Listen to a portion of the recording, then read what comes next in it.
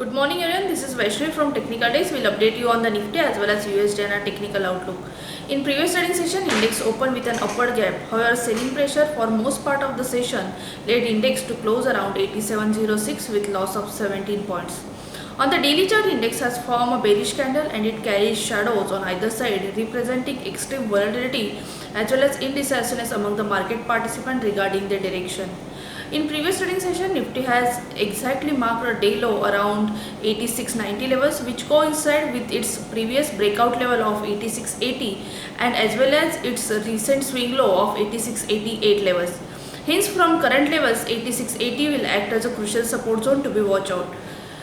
Currently, index continue to move in a broad trading range from 8900 to 8680 level, representing short-term consolidation. From current levels, the chart pattern indicates that if Nifty trade and sustains above 8740 levels, then it may witness further pullback rally towards 8780 and 8800 levels. From current levels, immediate intraday support zone is around 8680 level. Any violation of this support zone will cause selling pressure towards 8650 and 8630 levels. Nifty continue to remain below its 20-day simple moving average, which supports bearish sentiment in short term as well as in medium term.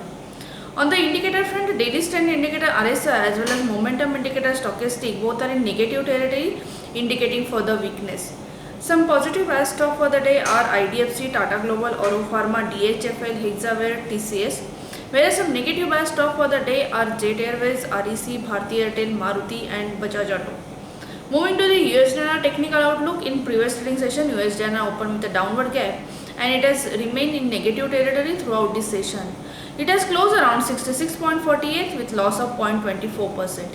On the daily chart, USD has formed a bearish candle and has also closed below previous session's low, indicating negative bias.